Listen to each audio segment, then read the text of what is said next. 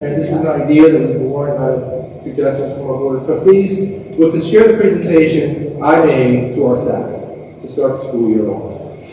The point of the presentation is first to familiarize the staff and our community members with the roles that the superintendent plays and the Board of Trustees play in terms of the operation of the school district, and to really articulate our vision moving forward. Again, there is a Spanish expression, which is siempre pa'lante, nunca para atrás, which means you always look forward, you don't look back. So in reality, this is our vision for South Country moving forward, especially given our current circumstances.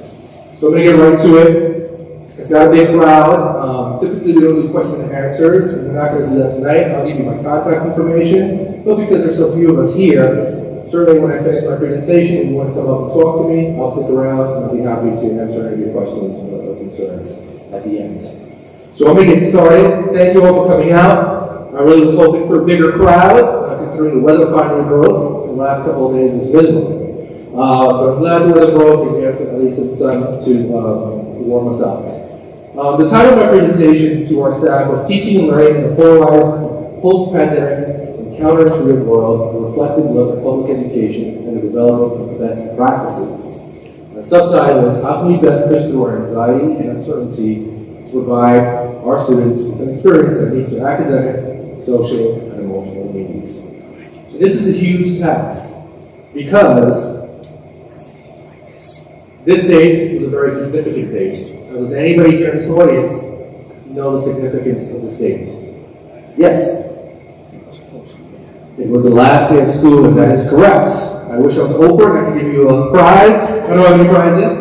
But yeah, that's a day that will remain in infamy, because that's a day schools were unilaterally closed throughout New York State and eventually throughout the country. And since that date, education has not been the same.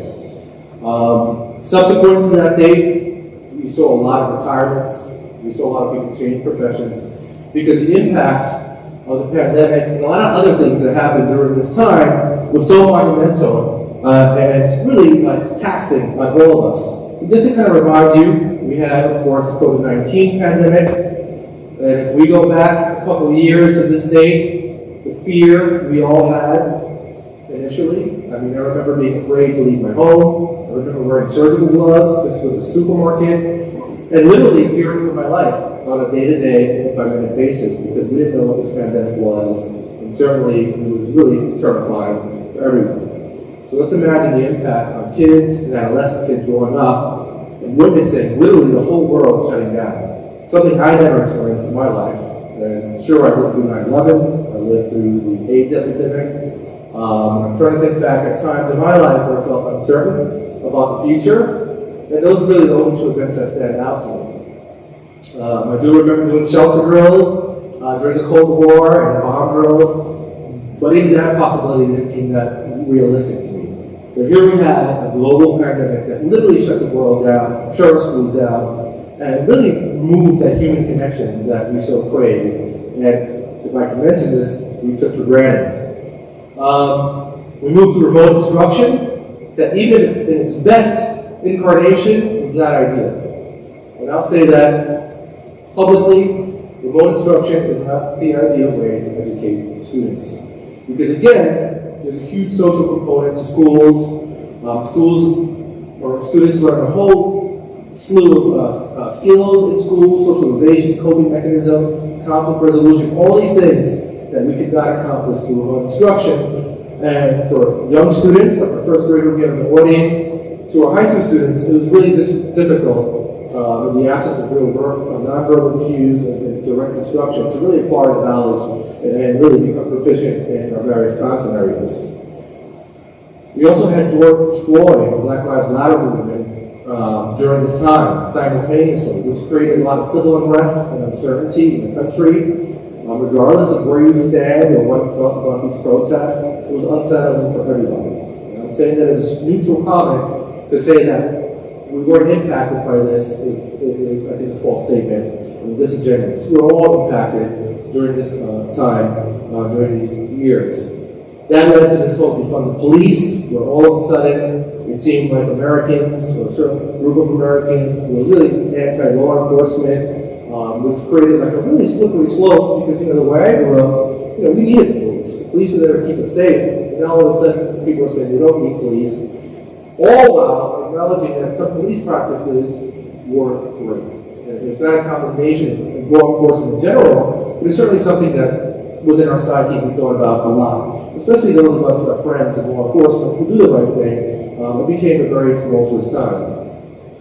We had the 2020 presidential election, and again, I'm offering this as a neutral comment, but it was a dicey election. It brought out a lot of emotions in people. I certainly felt that the country was really divided. I remember presidential elections from my youth, where the differences between the candidates weren't that monumental, and you really have to think about who has the better points, who articulates concerns for the country the best during debates, and I really think, this is not a statement of either candidate, and it almost turned into like a WWE sort of reality TV sort of spectacle that we all watched and witnessed.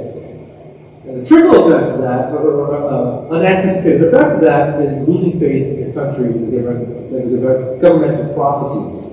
When I was a kid, you looked up to the president, they were the barometer of morality, they were standout individuals, whether that was true or not, that's certainly how it was presented to us. And all of a sudden, we had people engaged in behaviors that we wouldn't want our kids to engage in, especially through use of social media, and in talking about things that weren't that important, that really were just sound bites and meant for to gather a big audience. We also had the January 6th Capitol riots, and again, this is a politically neutral comment. Surely watching that unfold on TV, I remember I was sitting in my office as a high school principal when this was all unfolding, and I didn't even know how to react to it. I remember in social studies classes learning about coups and unrest in other countries, and I always remember feeling really a sense of security, saying never in America. So watching that unfold was unsettling. We also had California wildfires happening during this time, if you recall. And these wildfires were really monumental, burned a lot of acres, a lot of people were hurt or displaced, and that spoke to climate change, which again started becoming more and more of a topic of conversation, part of our collective consciousness in the last couple of years, especially when we see these floods, when we see these hurricanes. When you think about the last couple of weeks, we had Fiona, we had Ian, right? The two hurricanes that pretty much devastated Florida and Puerto Rico just 5 years after Maria pretty much devastated the islands. And again, what scientists are saying is that the probability of having these monumental storms is pretty great that they're going to continue happening. We also had the return of mass shootings. As soon as some of the restrictions were lifted, I remember making the mistake and telling my high school staff that at the very least we're not talking about mass shootings anymore. We may be in a pandemic, but when was the last time we were talking about mass shootings? And sure enough, we had the horrific events in Uvalde, Texas, that happened just last year. And just either yesterday or today, there was a mass shooting in Thailand involving a daycare center. So again, this is also happening in the background. And finally, social media. Social media, I feel like, is as many benefits as there are for social media. I think it really has changed society. I think it's created a greater polarization of people. It's created sort of a tribal sort of feeling among people that if we disagree politically or we're different political parties, we have to hate each other, because all those sentiments are reinforced through social media. And then you think about the harassment that occurs in social media, the pressure young people feel to be on social media and keep their streaks alive. And when you really look into these programs and these apps, they're designed to get people addicted to it. You get released dopamine, you get likes, it kind of works like a drug. And I do feel that in hindsight, maybe 10 years from now, maybe sooner than that, we're going to look back and start realizing the effects social media has had, not just on students and people growing up in this age, but on adults as well. I certainly have, I don't want to say I've lost friends, but just based on people's posts and stuff, it certainly has created a divide among people, which doesn't speak to the benefits of having open dialogue and conversations and trying to understand other people's perspective. And finally, I wanted to include masks. Something as benign as wearing a surgical mask became a hot topic for debate for people on both sides of the equation. And I think when you look in hindsight at the effect the masks had on kids, you can argue that yes, it did have a detrimental effect on people. When their faces were covered, I remember when the mask mandate was finally lifted at my high school, telling my assistant principal, and I always prided myself in knowing all my students, at least by face, and having some connection to them. I remember telling him, I feel like I don't know 75% of these kids, because I had not seen their faces. More than that, people got so emotional about it and so aggressive about it that it led to conflicts, it led to horrible debates, all kind of missing the whole point in that we should have open conversations, we should listen to people, and really like just talk it out.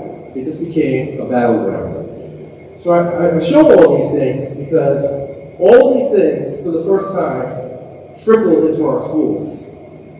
And it affected people very differently. We saw a rise in mental health concerns, we saw a rise in suicidal ideations, and to me, and I have personal experience with my own kids and mental health concerns, and one of the things the mental health professional told me, which I thought was very telling, was this is a pretty terrible time to be a teenager. And I reflected on that comment and said, wow, when I was a kid, the future was limitless. I didn't worry about anything. I was excited about flying cars and stuff.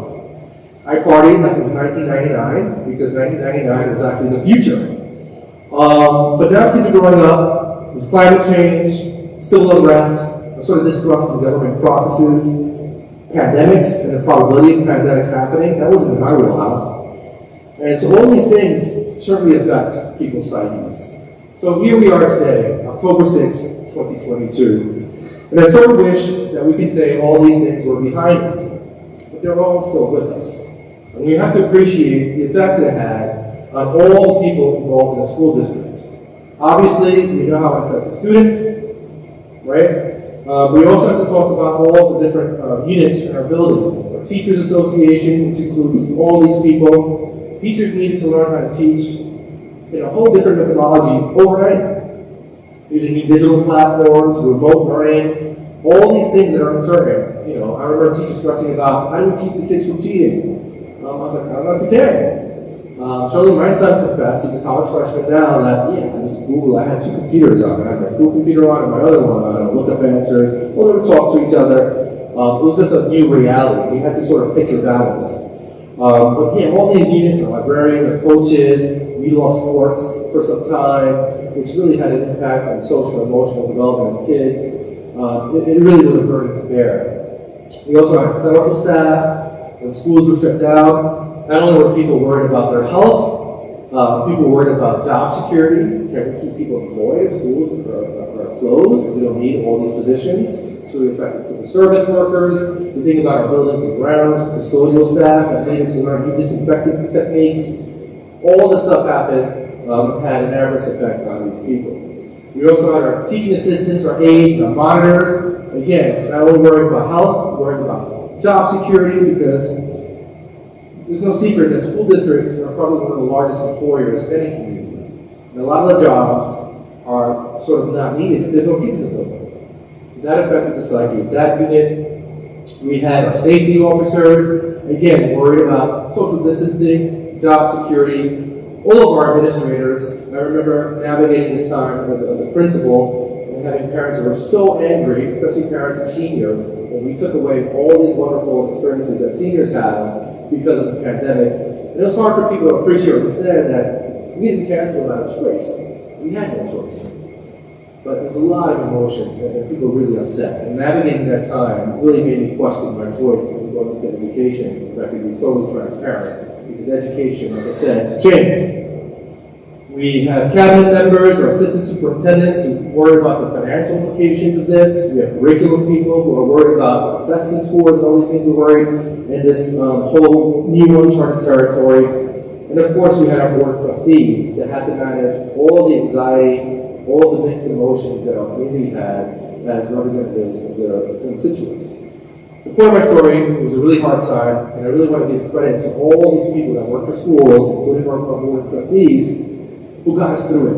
And that's something we should be proud of, because we are, in fact, on the other side of it. But we still have to sort of operate schools with the mindset that this occurred, and it still has trickling effects on students and staff. We all went through a collective traumatic experience. No matter how we were personally affected by this pandemic and all these things I mentioned, we all had some trauma from it.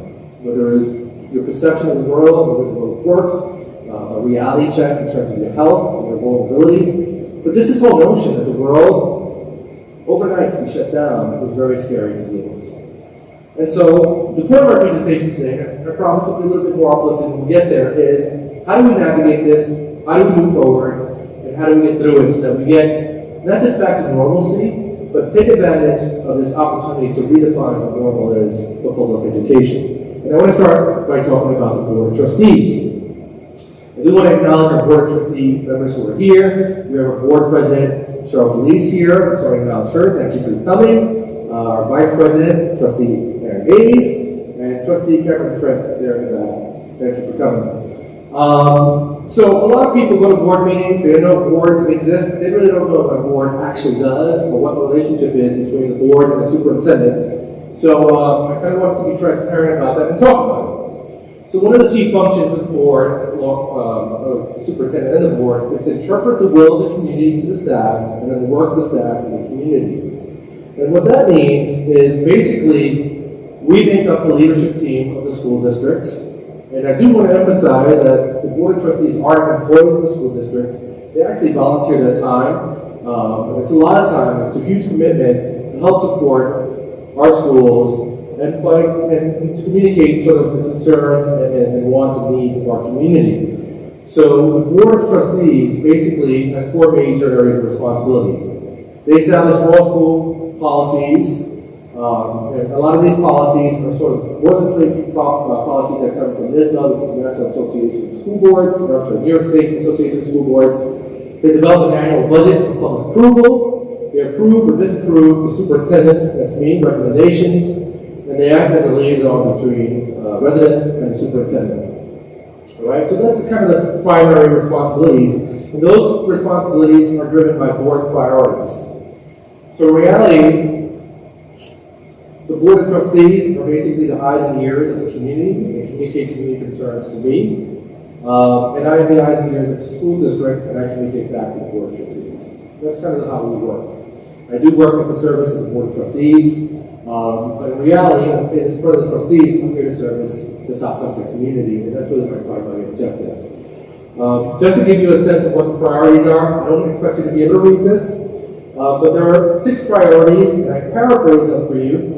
First priority is to promote a safe learning environment that supports all learners, both academically and socially, which basically means we're going to create an environment here where everybody feels comfortable and everybody can succeed. And I'll talk a little bit later about that and what that means.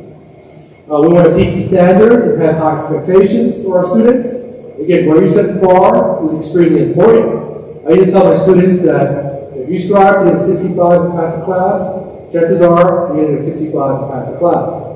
But if you set your goal to get 100, you may not get 100 in the class, but you're going to be working towards that 100. And it's amazing how goal setting is so important, just what drives our decision making and our choices. They also want to evaluate our programs and make decisions in time for our budget. We take an overall look at all the programs we offer, all the extracurricular activities, where we're spending our money, to make sure they merit that expenditure and merit the continuation. And we want to do this before we present a budget to the community because we have to be appreciative that we operate based upon taxpayer money. That's really important to us. We work towards building a staff that's representative of our community. Again, representation in staff is extremely important. I read research, which is really intriguing to me, but typically boys lag in reading and math at the elementary school level. Some speculate that's because there's not a lot of male elementary school teachers. And it's that little simple dynamic in terms of like the books and materials that are picked by the female teaching staff that really speaks to the female population. I don't know how true that is, but I do think that kids do feel more comfortable when they see people who are like them in positions of education. I don't want to say power to this number, but we do want to have as representative a staff as possible, just for the sake of all our students, and to make sure we meet the needs of our community. Finally, get the community involved, and I'll talk a little bit more about that later. For sure, the operation of the school district is a collective effort between parents, community agencies, government agencies, etc.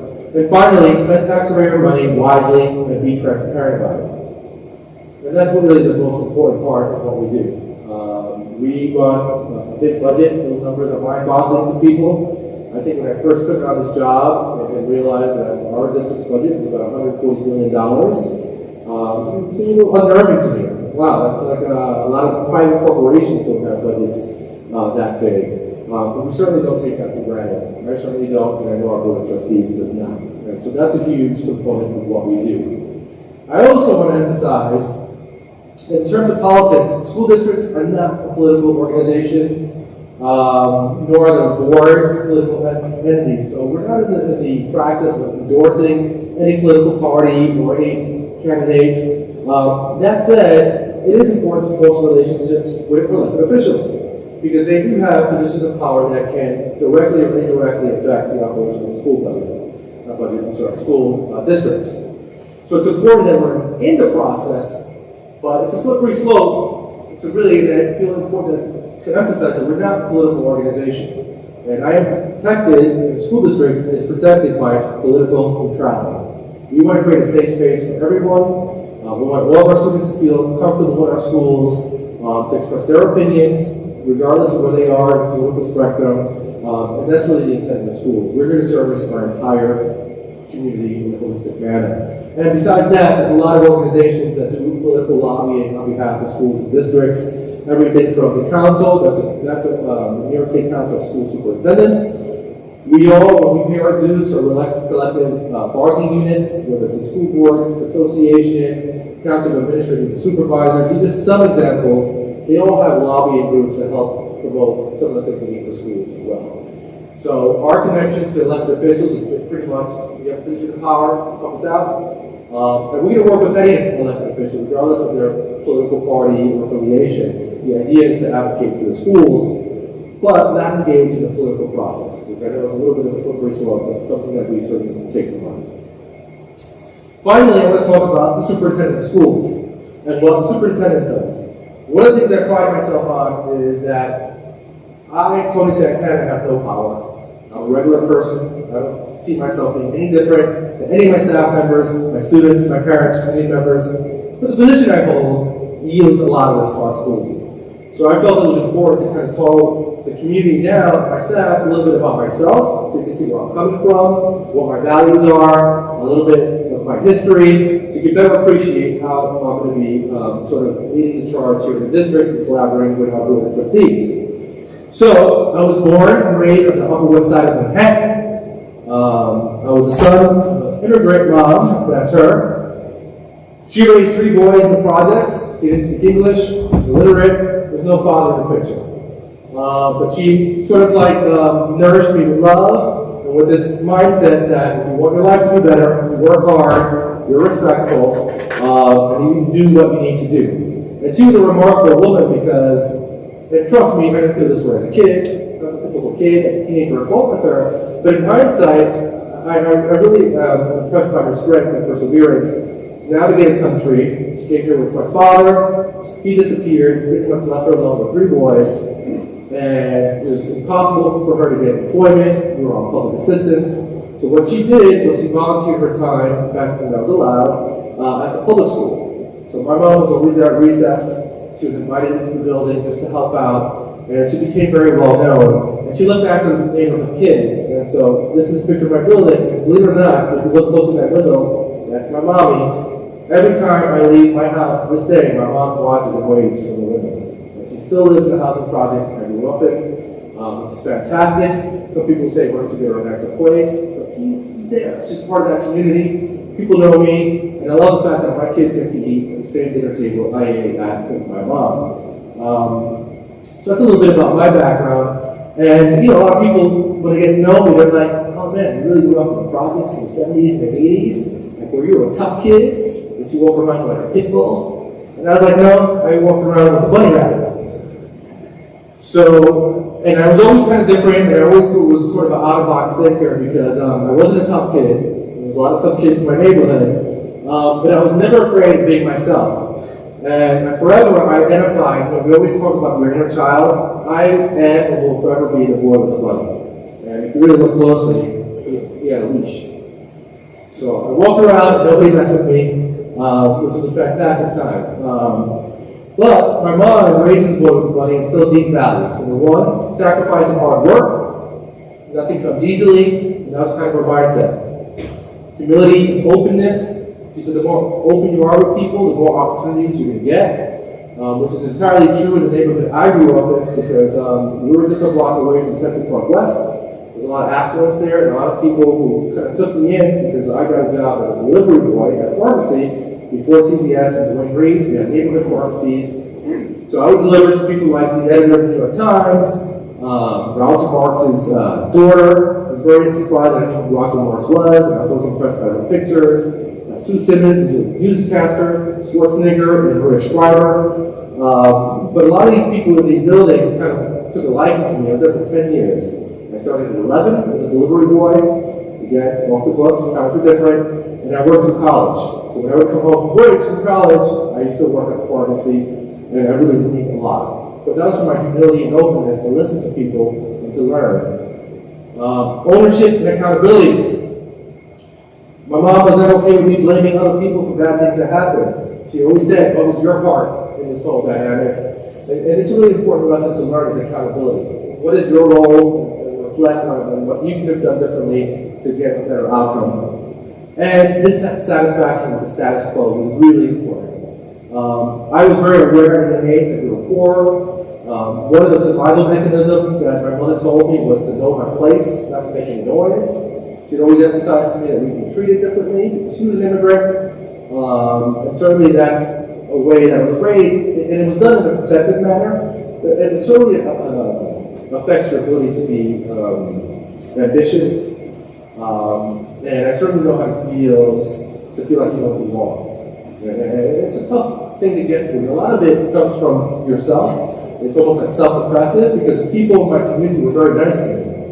But you still have that conscientiousness or this awareness that I don't know if I belong or kids like me didn't belong. But still, I persevered, and I was admitted to Cornell University, where I wanted to become a veterinarian. I grew up watching nature shows, David Attenborough. I wanted to be a wildlife veterinarian and travel the world and do that until I got to college and did some weird things to animals. And I said, you know what? This is not the profession for me.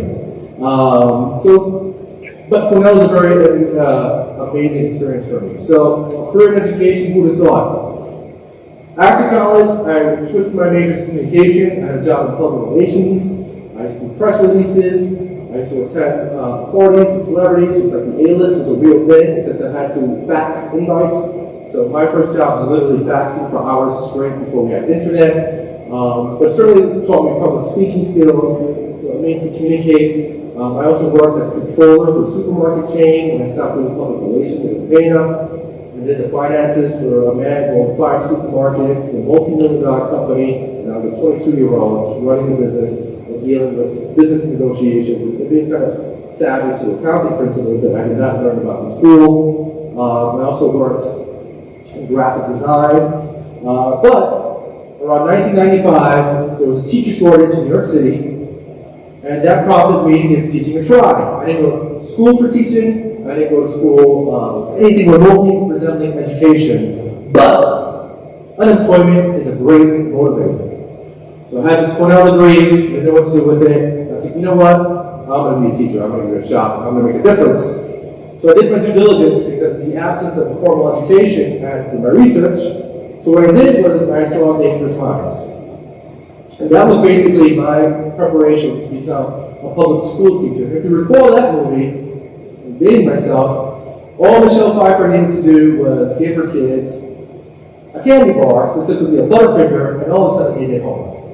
And I was like, oh man, teaching's going to be easy. I'm going to wear a leather jacket, I'm going to have tough, I'm going to make sure I'm armed with candy bars in case my kids act a little bit crazy. So I got my first teaching job at IS 226 in Brooklyn.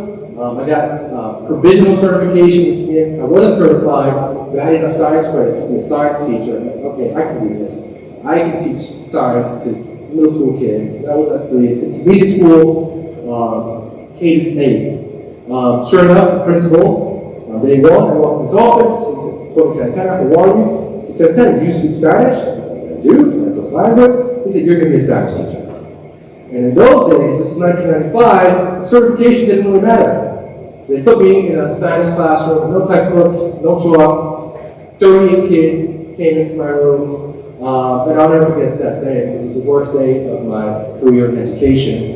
At the end of the day, I actually told my principal I was not cut out to be a teacher, and I quit. Because I had kids threatening me, and I didn't know what to do. I mean, kids would come up to me like, yo, Santana, I'm not going to answer your science question. You're going to stop asking me a question, or I'm going to... Is that a butterfinger? I'll answer your science question. The pancreas The pancreas produces pancreas causes kind of an enzyme that serves as a catalyst for the production of bile within the digestive tract. Is that correct? It didn't work that way. It was really tough. But I stuck it out. I didn't quit because the principal said, you can't quit. We need you here. We need a body in the classroom. And I stuck it out for 4 years. And it was trial by fire. I was assigned a mentor my first year. The mentor quit. But I kept pressing along. And in reality, I always knew that there was a teacher across the hallway from me. Her name was Miss Coach Merrill. And she was this little petite teacher, and she had no issues controlling her class. Kids walked into my class and were a nightmare. So obviously there was something wrong with what I was doing. By the end of my 4 years, I had gotten a handle on it. I became a debate coach. I was assigned to rough classes because I could handle them and I turned it around. But simultaneous to that, I was doing stand-up comedy because there was always a little passion and hobby of mine. And so after 4 years, I quit and I did comedy acting full time. Read it to screen, checked for me in The Sopranos. Look at that hair. And I had a fantastic time doing that. Part of what prompted that was apparently, this is around 1997, 98, there was this Latin explosion, and all of a sudden people were interested in Latin culture. We had Jennifer Lopez, we had Enrique Iglesias, Mark Anthony, who am I forgetting? Rick Martin. And I was like, oh wow, it's fantastic, I'm going to ride that Latin explosion wave. But I didn't realize it wasn't really a Latin explosion, it wasn't even like a Puerto Rican firecracker going off, because there wasn't that many opportunities. But I had a lot of fun doing it. I got to do many comedy shows. I did the comedy club circuit through college tours. I could perform at some pretty prestigious schools, California, Texas. I was featured in The Sopranos, Sex and the City, and I was in a couple of feature films. And I had the honor of saying I was actually directed by Woody Allen. He directed my feet. It's a true story. But it was a fantastic time and a great experience for me because it taught me a lot of skills. It certainly allowed me to put myself out there. But in 2001, 9/11 happened, no one was in the mood for jokes, so I had to put that career aside and do something conventional. So I went back to teaching, and I taught at I-239 in Brooklyn. That was a school, a gifted and talented school, where they busted kids from all over Brooklyn to go to that school, and that was the first time I actually taught science.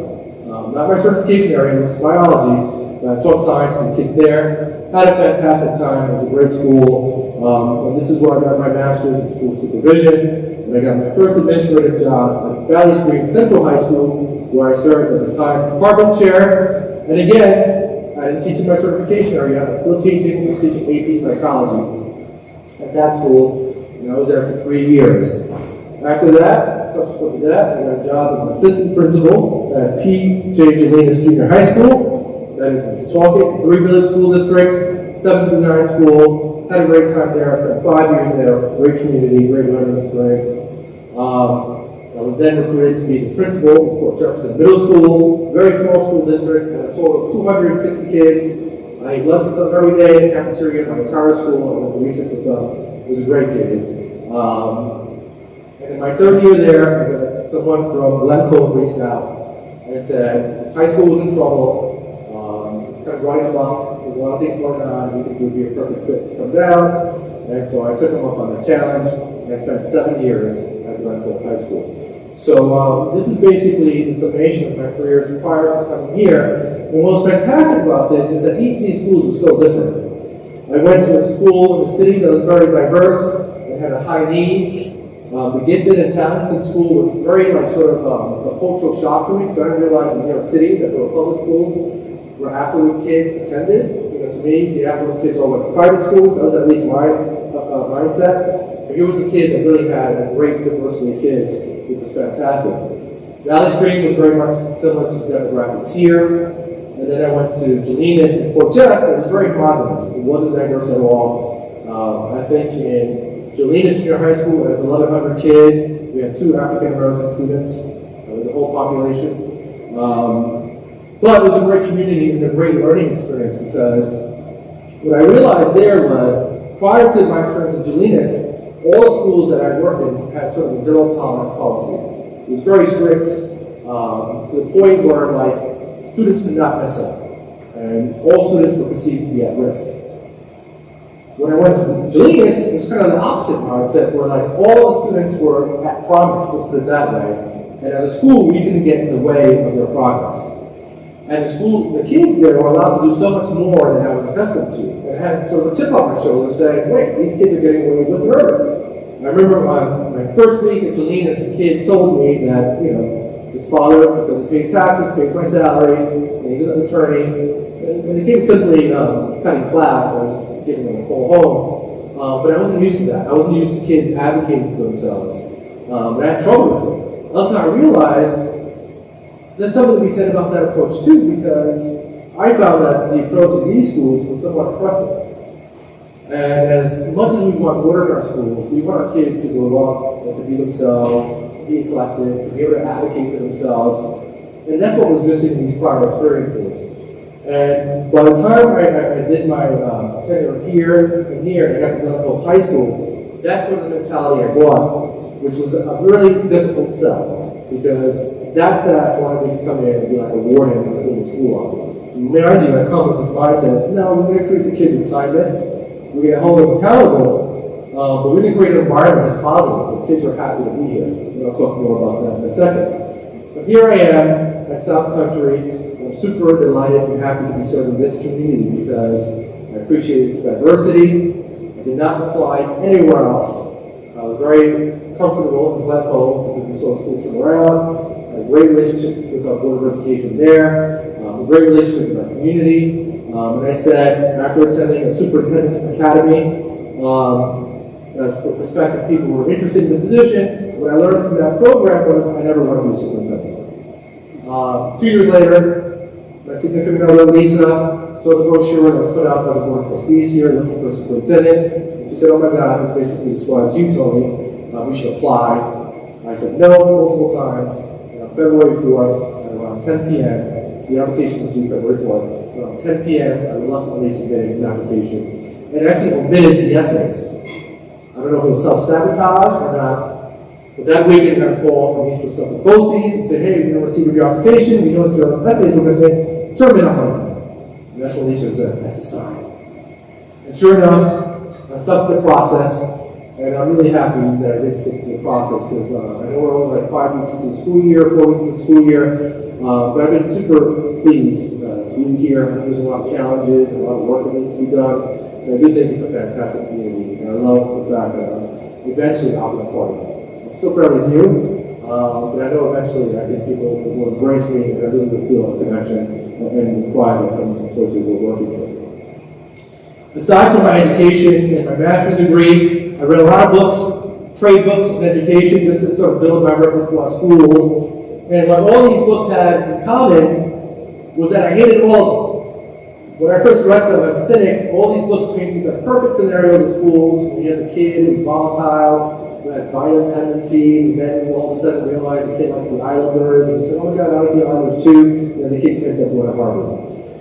To me, it's like, it's not that easy. I've been in the classroom, teaching is tough, it's tough work, it's great work. But that whole mindset changed while I was at Port Jefferson, because I got to go to a program at Harvard University, which I was really proud of, and I do like to display my degree I got from the Harvard Graduate School of Education. Mind you, I was there for 4 days. But still, it was a great experience for me, because this was an international program. There were principals there from all over the world. And the fact that there was this commonality in all of our experiences was amazing to me. I spoke to principals from Australia, from South Africa, from Singapore, from Dubai, and we all had similar stories to tell. And their communities had similar concerns to our communities. And all of a sudden that was kind of inspiring. More than that, they talked about mind and brain research. They talked about the digital revolution, This was back in 2015, 8 years ago. So we were just kind of on the cusp of social media and all these little apps coming out. And they talked about how globalization was changing how we view education. I also got to meet people like Howard Gardner. He wrote this very famous book on multiple intelligences. I don't know if you're familiar with it. But if you're in education, he's one of the celebrity educators. And Dave Perkins, I also met at Harvard. They're both Harvard professors. And this program allowed me to sit and ask questions.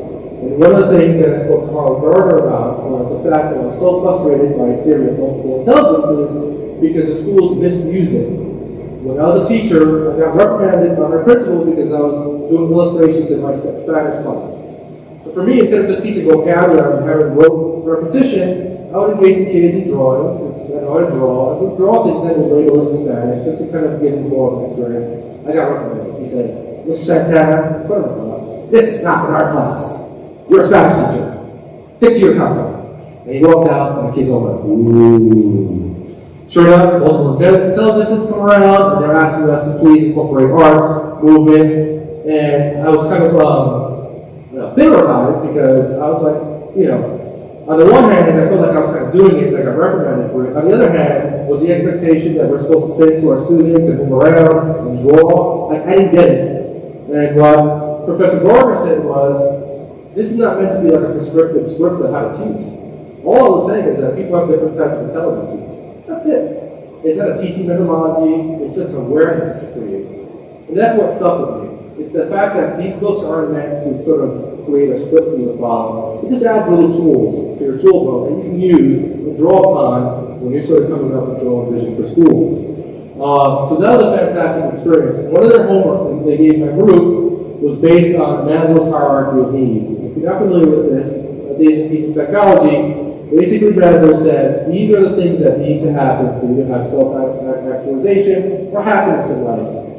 First are the physiological needs: food, water, shelter, safety, belonging, esteem, and self-actualization. So the challenge was design a school district's hierarchy of needs. And that was really cool to us. I said, all right, where do we start? What's our foundation? So I'm going to share my product and what I came up with, which I still believe to this day. At the bottom of the pyramid, our hierarchy of needs, I think is school spirit and school culture. You feel good about your school, it's spirited, you're going to be less likely to do bad things.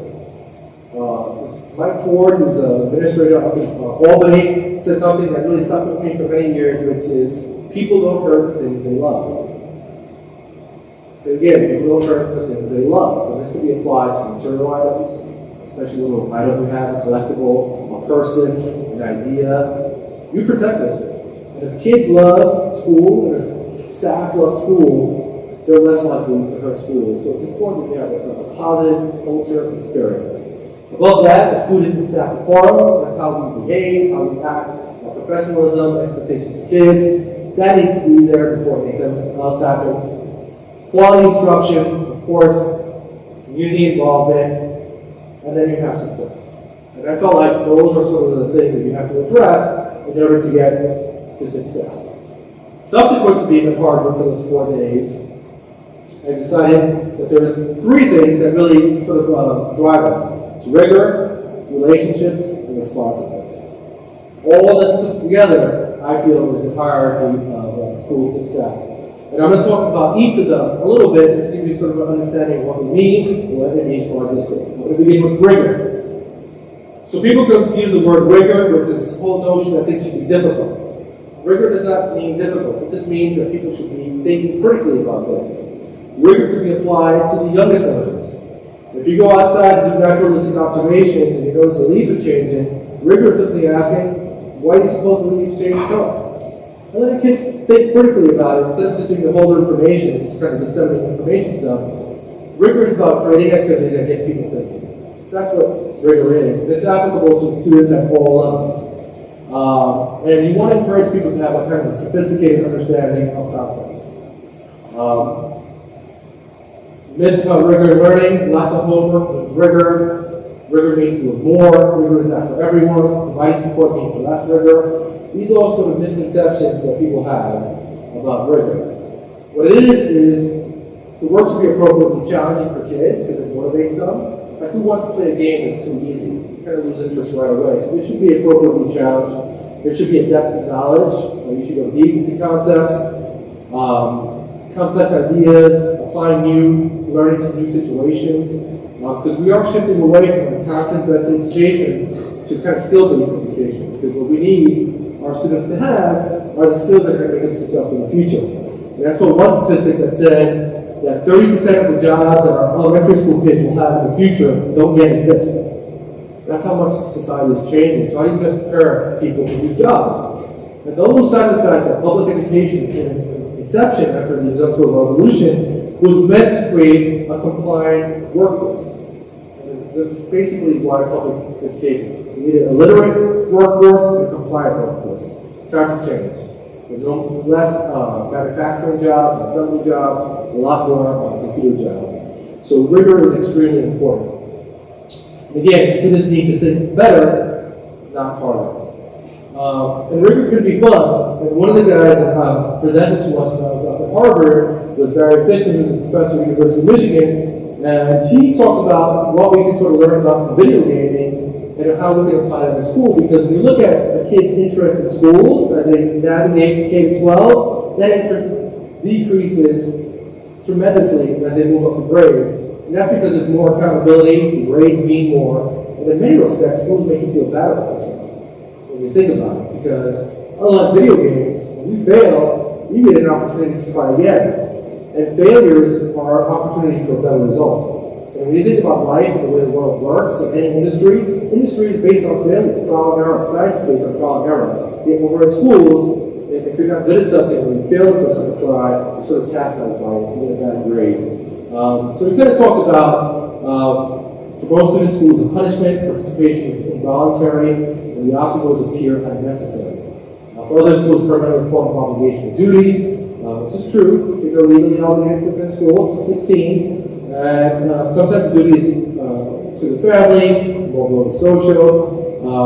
But again, it's like school is kind of a hoop you have to get, or hurdles you have to get through to achieve success.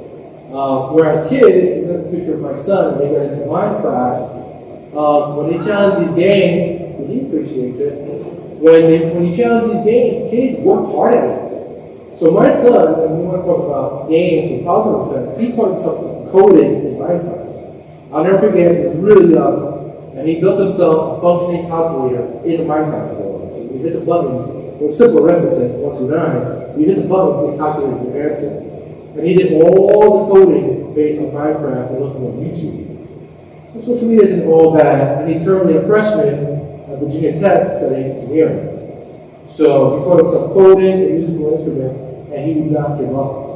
And what he was doing in Minecraft, aside from building these structures and fighting zombies and collecting cows and wool and all that stuff, he literally taught himself coding for them. And again, to see and this is an actual picture of him playing Minecraft in my office, because my kids spend a lot of time in schools when they're young. So imagine applying that kind of mentality to instruction in schools with the results you get. And again, the idea is to always go for a high score. I mean that for students and staff. If you approach your work as if it's a game, challenges, you keep motivating yourself because you're always going to get that personal best, that high score. And one of the things that we really fortunate to have in public schools is a restart each year. The year begins and ends every year. So you literally get a restart, and you start fresh and still start working towards that goal. The second important component are relationships. What does a relationship mean in education? Relationships are positive connections between students, adults, and peers that foster positive social interactions. I totally believe in the importance of relationships. I've seen some research that shows that student success, basically 76% of it is based on the relationship that student has with their teacher. And I think we can all think back to teachers you loved, and you remember how hard you worked for them. And teachers you didn't like so much, and how aggravating the work seemed, even if you were interested in the content. I love this quote by Maya Angelou. I've learned that people will forget what you said, people will forget what you did, but people will never forget how you made them feel. Positive supportive relationships are simply good for your health, both physically and emotionally. And before you assume, try praising that people don't ask. So in the absence of relationships, people make assumptions, they draw conclusions, and they don't believe that opportunity for discussion, for back and forth interactions, to foster a relationship. I'm trying to foster a relationship with a huge monumental staff by sending a message out every Friday, which the community has access to, which is basically a stream of consciousness for me and a way to communicate with a lot of people. And it's kind of works. I started this back in July to our staff. So when people see me, they basically say, hey, Mr. Superintendent, we have something to talk about. I've already broken the ice. Relationships are important because if I'm going to give someone feedback, in the absence of a relationship, the feedback isn't always taken positive or as support. So relationships are incredibly important. So again, if you take time to get students connect, simply asking how students doing makes a world of difference sometimes. I was told by teachers, myself, if you see a kid coming in looking a little upset, there's so much value in saying, are you okay? And we've always been trained to be punitive in response to kids. You see a kid running the hallway, stop running! My thing is I put my hands up, are you okay? You shouldn't be running. But that first question sometimes is all you need to create that connection. And so many people can probably think of a person in their life that they felt changed towards the trajectory of their life, to offer that support. And my challenge to the staff is, be that one person for the kid that will help sort of elevate them and moving forward. And this speaks to all kids. We should foster positive, supportive learning environments. The mindset should be one that motivates students' success. So instead of talking in threats, for example, you better do your homework or you're going to fail, instead say, I'm going to do everything possible so you don't fail. I'm going to do everything possible so that you're successful. And that may mean calling your parents, that may mean being annoying at times, but I'm doing it because I care about you and I know you can be successful. I see the good in you, I see the potential in you. Versus shaming people into trying to be better, which we know perhaps it worked for our generation, but it certainly does not work for them. Finally, fostering a relationship between the school parents is important as well. I do promote open communication, transparency, and really a collaborative approach to our schools because we're all in it together. Responsiveness is the one that gets a little tricky. It used to be called cultural responsiveness. I don't like the word cultural because I feel like it connotes something it's not. Responsiveness is really like a human thing. And what does it mean in education? So our cultural responsive teaching means using students' customs, characteristics, experience, and perspective as tools to better classroom instruction. So basically, mind blindness is the ability to see perspective. Cultural responsiveness is first, just be inclusive. And so being responsive to a person's physical and emotional state is a great way to foster a relationship. And again, it's responsiveness. If you see somebody that's upset, try to appreciate why they're upset. Even if you disagree with it, it's about validating people's feelings. Because you cannot tell someone how they feel. You also can't tell someone what they're feeling is wrong. It's feelings. We may be able to help frame it in different ways, we do differently, but we can't dictate people's feelings. And there's a whole lot that makes a person who they are, their heritage, their culture, their experience, and their perspective. And we should celebrate and appreciate our differences, and yet find and embrace a common humanity. And what I mean by that is, for a long time, we were all sort of taught to be colorblind, right? It's not just people by the way they look, race, ethnicity, religious beliefs. That sort of shifted because, in many regards, that sort of invalidates their experience and their perspective in many regards.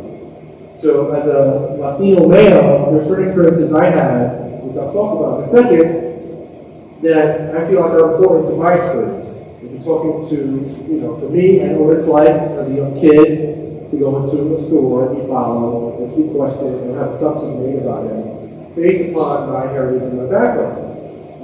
It's important to appreciate that perspective. That's not to say that the country is bad or people are evil, but don't be colorblind. Understand my experience and how my experience may be different from yours. And vice versa, because we all have very unique experiences, and what we look like does not speak to our experiences. And I love this little visual where people have this argument, one is saying this is a 6, they're saying no, that's a 9. And the idea is it all depends on how you look at it. Because in this case, both these individuals are true. They're just correct. They're just failing to see the other's perspective. So again, you have to appreciate that what I want to say, we have unique experience, perspective, and in some cases realities. But in truth, there is a commonality that's human that we all share. And the more open I am about my story, the more open people get with me. And I've been surprised and shocked to see how much commonality I have with people that I think were entirely different from me. It's pretty amazing. So I do want to talk about my background and how this fits into responsiveness. So right away, I can proudly say that I'm a proud American, and I'm proud of my mixed heritage too. My brother is from Uruguay. I was very ashamed of that growing up because I didn't know any Uruguayans besides my mother. When you know to Uruguay, people were like, what? That's a real country? Which is very off-putting to me. So then I can say I'm a Dominican. More people are familiar with the Dominican Republic. So my father was from the Dominican Republic, my mom was from Uruguay.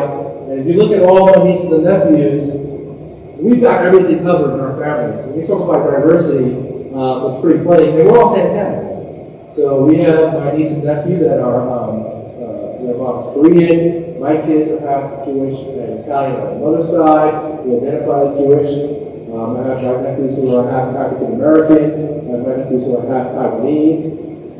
And again, when we get together, my other niece and nephew who are not here, whose mom's from Honduras. Yeah, when we get together for a family reunion, in that sense, we're all the same family. They're cousins. When we look at each of them, you have to respect their unique experiences because what Chloe's experience, or Renee over here, as kids who look Asian, right? Niece and nephew look entirely Asian, they don't look Hispanic at all. Their experiences might be different than other nephews who are African American who look African American. And we have to appreciate that as well. And that's why I want to talk about my kind of story and looking at factual events from different lenses. So I'm going to say this, that there is a happy ending because I did say I was a proud American, but at a certain point in my life, the American flag represented a symbol of hate. Which is really controversial to say as someone who's an educator and who pledges allegiance to the flag every day. But this is a reality that was based on some of my experiences. For example, as I mentioned earlier, I was raised to know my place. My mom emphasized that while she was a legal immigrant, she was always feared deportation if she did anything wrong. And she always said, you need to be invisible, don't make any noise, because you will be treated differently. And for you to be good enough, you have to be twice as good as your peers. So that was like the sensibility that I grew up with, always knowing that I sort of didn't belong.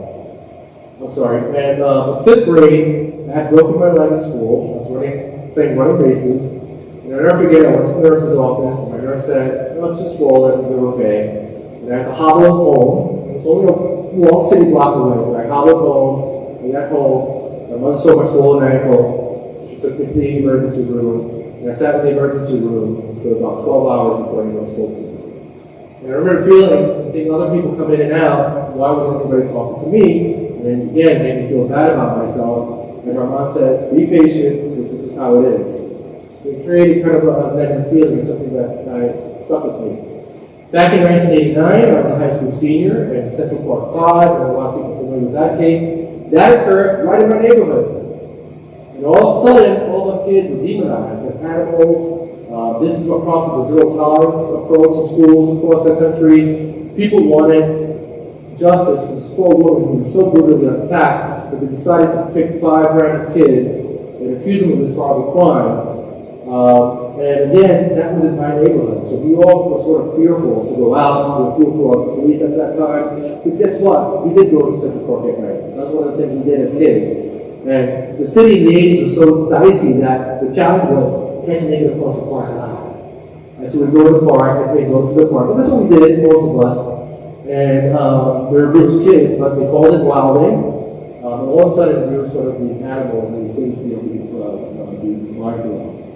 And even at Cornell, we were heckled because we basically, if you were a student of color, we didn't belong at Cornell. We were all products of affirmative action. We didn't have the same grades. We didn't belong there. I pledged a Latino fraternity. While I was pledging, we were called the Nazis. And one of the things that we were told upstate in Ithaca, this is 1989, mind you, was that there was an active KKK chapter in Dryden, New York. And the way you can tell which houses were the houses of racists were the houses that prominently displayed American flags. This sensibility is incorrect. I display an American flag in my house now, but that's what we believed. And I've spoken to people who didn't go to Cornell, who were brown like me, who all had the same feeling. That when we went to a house and probably had American paraphernalia, it was like an indication to you that you didn't belong. Crazy stuff, right? So that's one way of looking at my story, right? But I'm telling the same story from a different perspective. Number one, I love America. I consider myself a proud American. And Like I said, I have an American flag proudly displayed in front of my cottage currently. My mom immigrated here because of the promise this country had. And yeah, my life now, my kid's life, is so much better than my life was as a child. So in many respects, that American dream is true. And it's something that we should cherish and value. When I had a broken leg, I had an opportunity to do a skit on George Washington. Back in 1982, we celebrated George Washington's birthday separate from Lincoln's. We didn't have President's Week. So our students put on a play or a skit about George Washington, and I found the video and I shared it with my staff. It's real. And I take a lot of pride in it because, number one, we're way ahead of Hamilton in terms of the casting. And we had a lot of kids. But this is me with my crutches. And what an opportunity for kids with projects to be picked up in a limo with David Letterman's studio. I didn't know who he was. And to film the show. And I can't begin to tell you how proud I felt to be a Valley Forge soldier and part of the American Revolution. And it gave me so much pride as a kid. And it was an amazing feeling that happened simultaneous to this experience at the hospital. In 1999, I was selected to be a public school spokesperson, and I actually spoke at a press conference held in Central Park to talk to the fact that we were never all animals, we don't want to hurt people, there's a lot of us who work hard, we have jobs, we have college ambitions, and the fact that I was given the opportunity to speak up was an amazing opportunity and something that's really unique to our country in terms of support. And finally, I got to go to Cornell. I grew up in poverty, I grew up with an uneducated mother, and yet I had the opportunity to attend University of Cornell, which is fantastic. And I owe all this to America. The point of responsiveness is understand the perspective. You know, as soon as I say, like, at one point the American flag was a symbol of hate for me, people get very turned off and angry by it. But let me finish my story and try to understand why I might have felt that way and where it came from. And to me, when we get into these things and we talk about like racism and stuff, it makes people uncomfortable because it should, right? But what I'd say is none of the kids in our classrooms have any stake in our history. They do have a stake in our future. And no one should be made to feel uncomfortable about these events that happen in history. So if you're a black student, you should not feel uncomfortable when you talk about slavery. Because again, for many years you learn about slavery and the appreciation that that might be your heritage, so it doesn't make you feel good, right? If you're a white student, on the other hand, you don't want to be associated with the heritage of people who did atrocities during slavery or during times that are less than positive in our country's history. We also lose sight of the fact that there were many abolitionists. There are people who work together. If you look at any civil rights movement, it's a collective movement of peoples together. And that's why it's important that we discuss these things in an open manner, but not in a way to make kids feel uncomfortable. It's about an awareness we create and an understanding of perspective. Why someone may be frustrated when they get followed in a school, or why someone may be frustrated when they see something happen in society that just seems unjust. But at the same time, have this conversation and embrace each other, support each other, and realize that we're all part of this American philosophy, which I think is important. And to that point, even in my presentation to the high school tomorrow on Hispanic Heritage Month, my point is that we should all celebrate our heritage, all of us. I'm a mixed bag. When you look at my ancestry, I'm 14% Scottish, 4% Irish, I have 50% African, 15% in Spain and Portugal. I'm really intrigued by that. Because, and I think everybody who looks at their ancestry or the background should find it a source of pride. And we should all celebrate each other's diversity. And I hate these broad categorizations, white, black, Hispanic, because even in those populations, there's so much diversity, there's so many different perspectives that we need to learn to appreciate. And that's something that sometimes aggravates me because I hate these broad brush approach to people. We're all complex, we're all human, our experiences in society may be a little different, but at our cores, we're all the same. Moving on from that, we go back to the rest of the pyramid. Again, staff members play an important role. Again, we have to empower them just not only to fulfill their roles, but to work towards our shared goals. And again, the more community involvement we have, the more community leaders we empower. It ultimately it's about kids and learning. So we're going to talk about school spirit and culture. We talked about responsiveness. We talked about relationships. We talked about rigor. Part of me is about owning the message and spreading positivity. The fact that I spread a lot of positivity doesn't mean that things happened are fortunate or less desirable for us. Again, 4,000 students, 800 staff members, things are going to happen. And again, it's how we respond to it. But aside from those things, there's so much more positivity happening. Here are some shots I took off the website before I started working here. Again, people over the things they love. Since I started working here, we had our Superintendent's Conference Day. A lot of great learning from our professionals, from our safety officers to our teachers they engaged in. The start of the school year was great, a lot of positivity. Kids were happy to be back in school. We were happy to be in our hallways. It was a great positive sort of vibe in our schools. Again, our kids are getting accolades.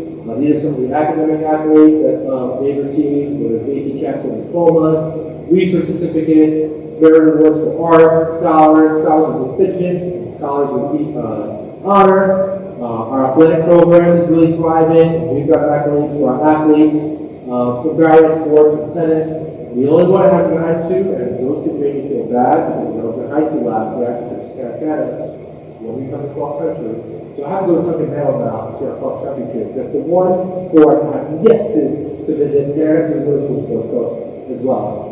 But again, all these fantastic experiences. Again, this is the one area where kids get together, regardless of what their backgrounds are, social economic status. They're all part of our Clipper team, and I think that's fantastic. More happenings. We had our club fair at the high school, really well attended. Kids are into school and being active. We have high school kids volunteering. Rachel Lee scored a perfect score on an AP research exam, which is unheard of. So 1% of the kids in the entire country get a perfect score, and one of those kids happens to be ours. And again, some musicians as well were named all state. So again, our kids here continue to earn these accolades, which is a result not just of their efforts and their parents' support, but the efforts of our school district. And again, all of these kids participated in our 9/11 in the village. We had our meeting teacher night, which was great to see PTAs involved and parents involved. We also had, as part of our second step program, high school athletes working with third graders, serving as role models. And this wasn't just a random visitation. The kids were actually trained, so things that should say to the kids. And I don't know if you'll corroborate this, but elementary school kids think high school kids are celebrities, especially when they come in their jerseys and stuff. So that's a great experience that we're trying to sort of encourage and sort of promoting. So it happens more and more. You can see by the looks on their faces, they're so happy. We did some STEM activities, some art activities. It was great to see these high school students revisit their school that they attended when they were younger. We also have different Hispanic Heritage Month celebrations. I'll be at the high school tomorrow at 8 o'clock. I'll be at Belfort Middle School here for Hispanic Heritage celebration next week at 6 p.m. Visiting dance and food. This is a really fun event and other events. And we also have a Central Renaissance induction ceremony. Again, celebrating kids who overcome challenges to achieve school success. So there's a lot of great things happening. Of course, selfies with the superintendents has really taken off. A lot of kids now are starting to request it. Even parents request it. I walked into one of the rooms, I meet the teacher night, and the parents were like, "Where's our selfie?" But again, this is a way for me to foster relationships with kids, because one of my biggest fears to become a superintendent was that my contact with students would be minimal. And I'm really working hard not to make that a reality. And this week, the lab was somewhat busy, but every time, as you can tell by these photos, I visit the schools. These were high school seniors. I hung out with them in the cafeteria. It's really fantastic. Some more selfies, again, everywhere I go. Now at games, kids are asking me to come to the stands and do a selfie. And this, I think, is maybe going too far. At one of our football games, high school students had cardboard cutouts, so they can do their own selfies with the superintendents. But this is fantastic stuff. And again, these are some parents, and this is how we spread spirit and culture. But again, this is not to say that things happen in our school district that are a lot less desirable, but does not diminish or take away the shine of all the great things that are happening. Student and staff decorum is a big one, because when it comes to discipline, people have very fixed mindsets.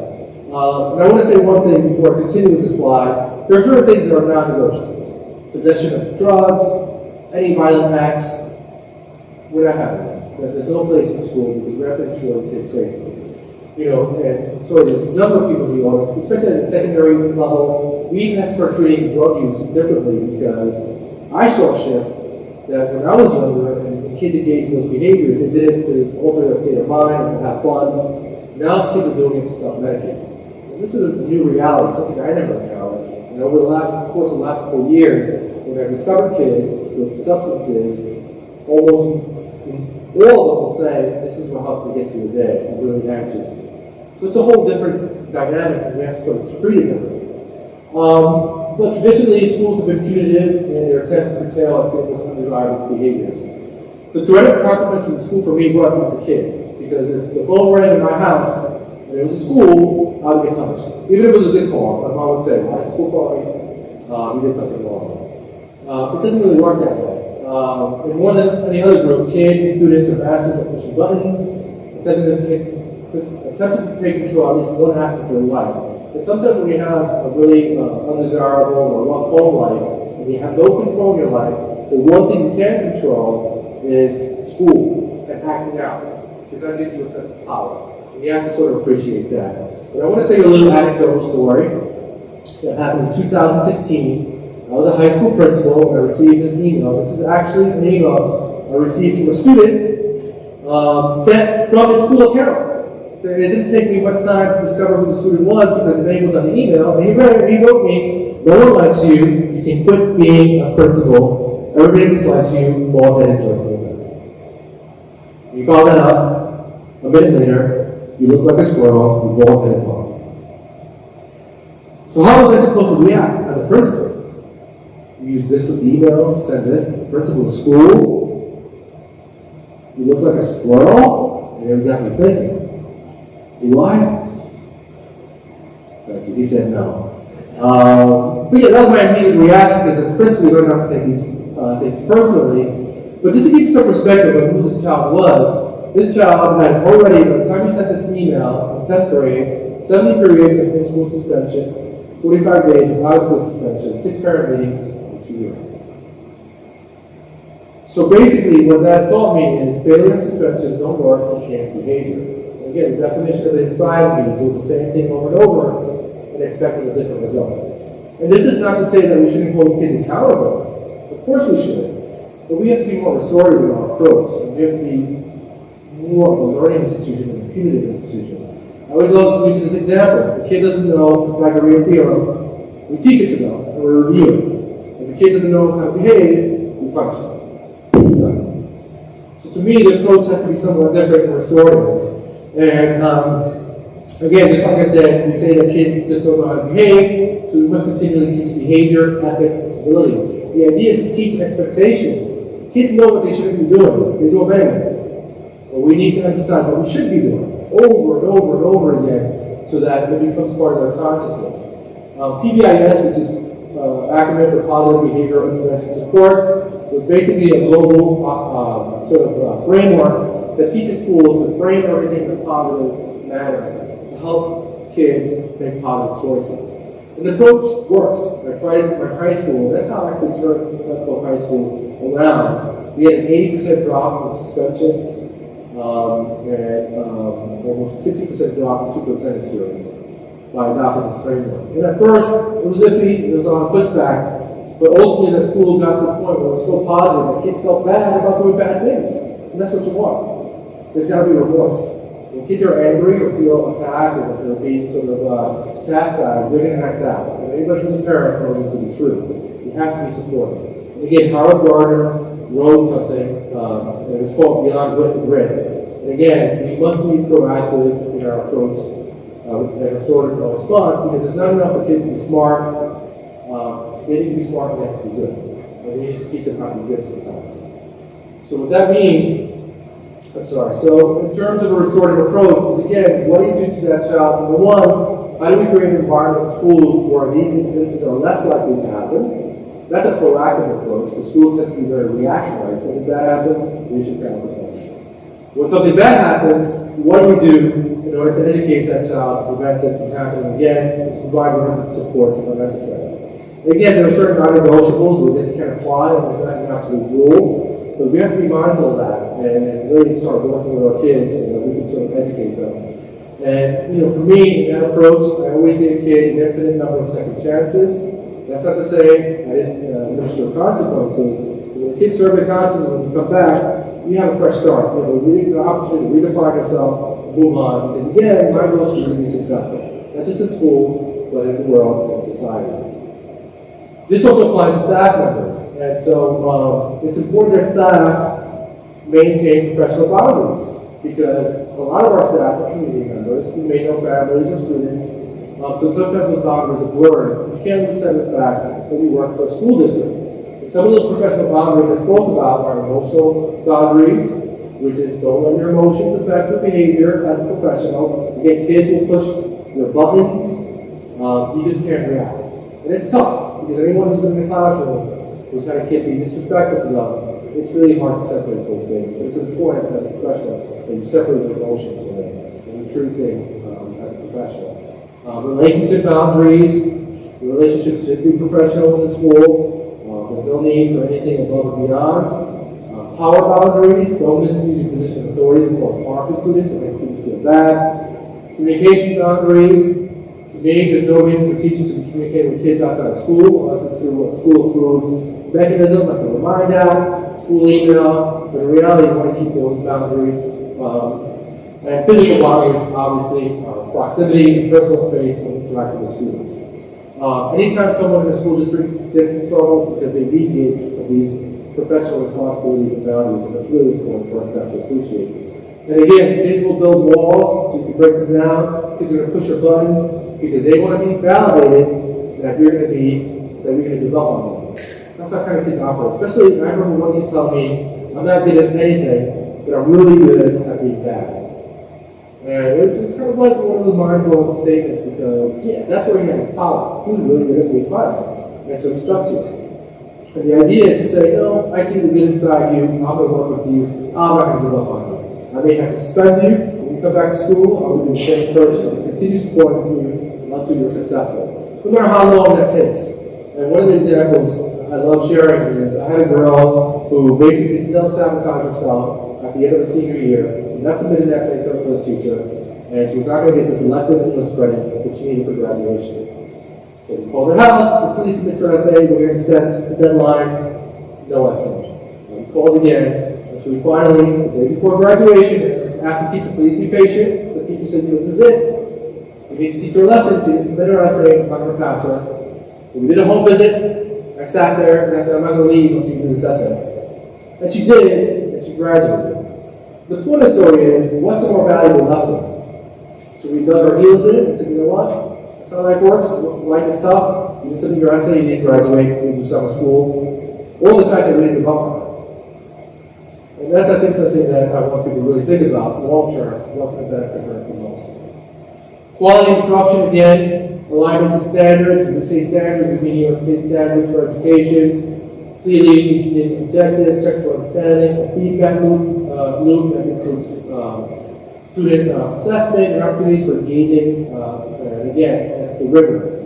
You know, these things, objectives should be skill-based. Again, objectives are learning objectives in our classrooms.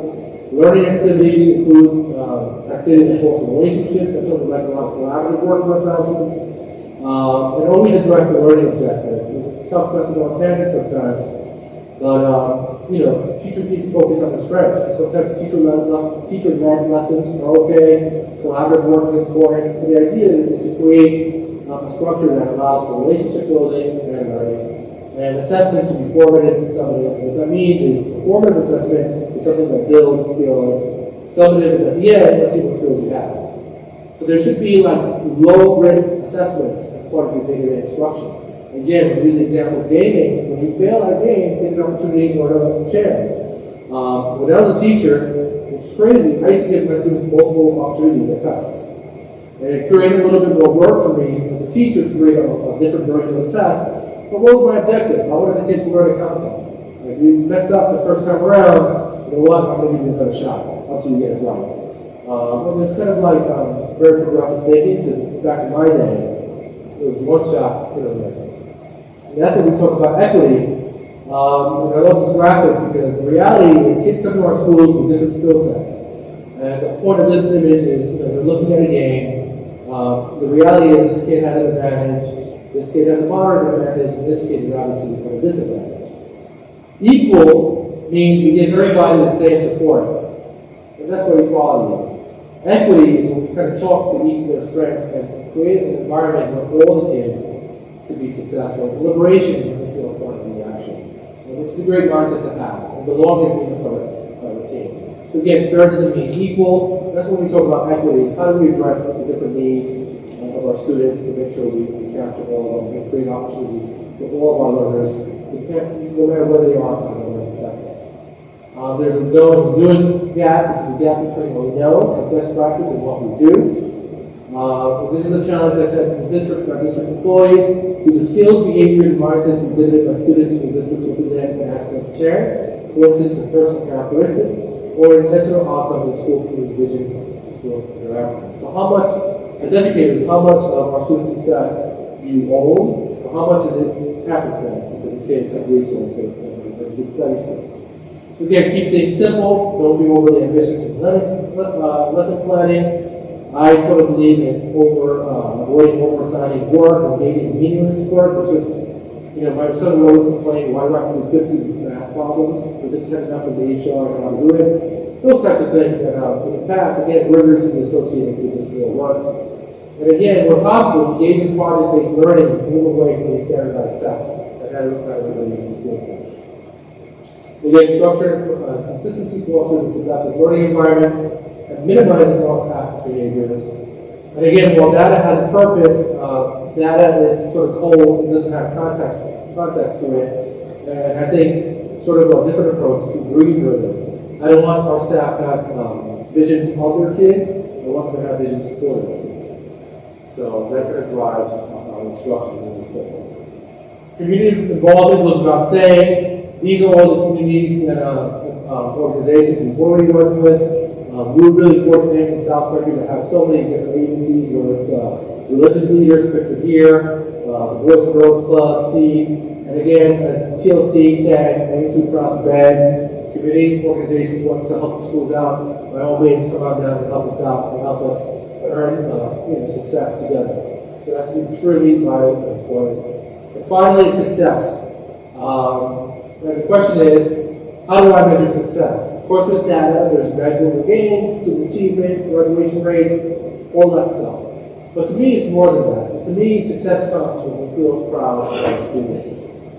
And as a parent, and as an employee, and as a trustee, you can say in confidence, I really feel good about what we're doing.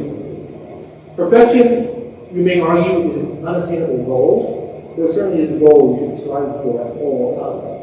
I will forever not be satisfied with my goal. So the day I retire, I'm not going to be satisfied. There's always room for growth and improvement. That's more to get that. But you can still be proud when you're in that process.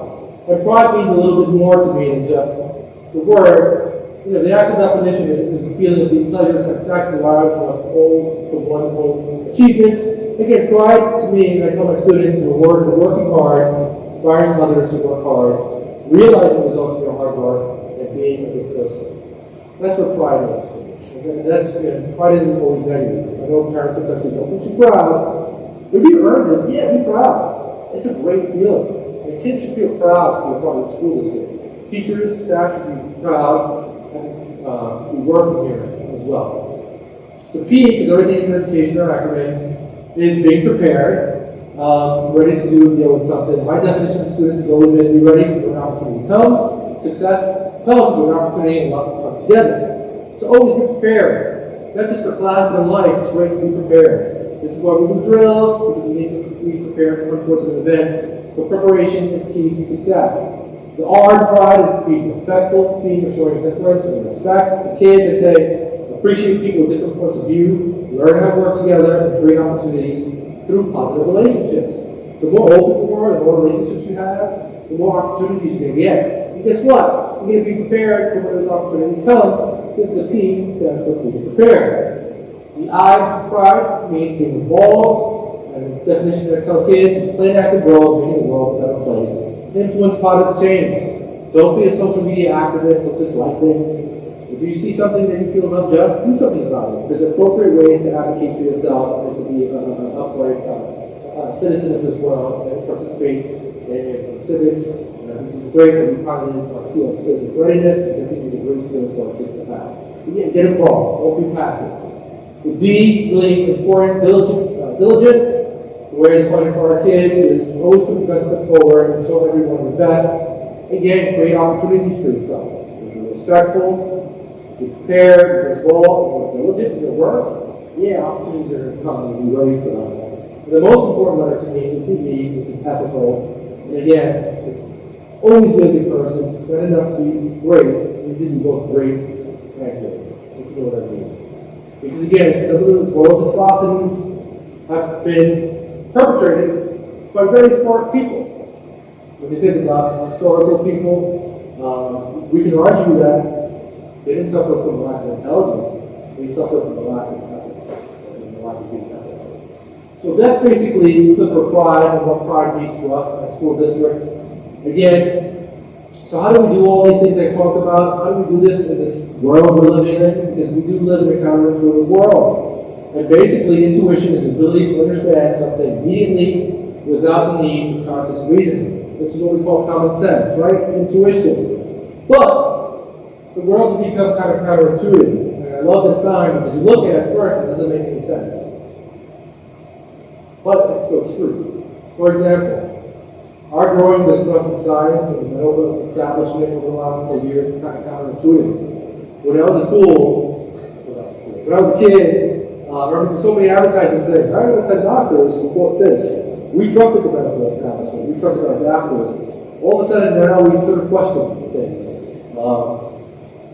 Our growing distrust in media news outlets is also counterintuitive. I remember as a kid, the news was our source of information. And we thought it was objective. I feel like we've moved away from that. A lot of our new media outlets are very subjective.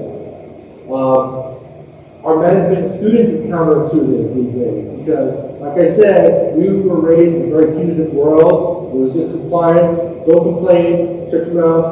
That's kind of the approach to kids. It doesn't work anymore. And sometimes being positive or being supportive to a kid who's made a poor choice tends to be counterintuitive. Our understanding and appreciation for mental health is counterintuitive. Because, and I speak from personal experience from my teenage daughter.